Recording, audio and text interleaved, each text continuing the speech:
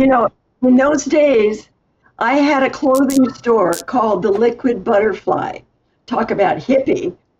Right. And I used to make cowboy shirts and tie-dye clothes and peasant dresses. So I was really popular in Hollywood. Well, I'm so sorry to interrupt, but like, let's just stay with Liquid Butterfly for a minute. There's a guy who's in this band called Guns N' Roses, Slash, and his mom is a friend of yours that you used to work together at Liquid Butterfly, right? Did she work there? Saul Hudson was his name. Yes, yes. And his mom was like a costumer, wasn't she? She was a like she worked with Bowie and a couple other people. And his dad, Tony. Yeah, I knew them. I knew them very well. Yeah. The Liquid Butterfly is right off of La Cienega, across from a recording studio where not only just the Doors, but a whole lot of other people recorded. Mm-hmm. So you were kind of in the middle of everything, right? Well, I was my boyfriend. That's the reason I got the store, the Liquid Butterfly. My boyfriend was the manager for Joni Mitchell, Neil Young, Crosby, Stills and Nash. So I was across the hall, literally, from this big, agency. And that's where the Liquid Butterfly was. And it was across from Elektra Records. And that's how I met Jim Morrison.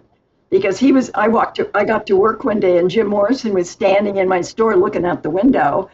And he looked at me and he says, "Do you mind if I'm here?" And you said, "I don't mind that you're here. Thank you." He said, I just wanted to look at Elektra Records. Now we again, I refer you to the book, but you and Jim had a very close and fun relationship. From what I read, we became drinking buddies.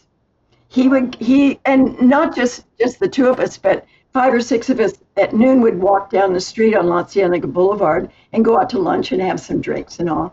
And then he basically became my drinking buddy because he didn't want to drink alone, so he would come into the store at 5, 6 o'clock and say, "You want to go?" And I said, "Okay." So we would go. Then he would get so drunk that I would have to drive him home because he trusted me, Right? Yeah, of course.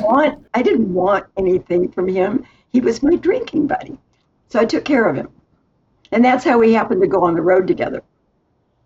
And you'll have to read the book for that, but it's a very spicy adventure that you guys went on. It's the Patrick Labyorteaux Show. Patrick Labyorteaux. He's the one you gotta know.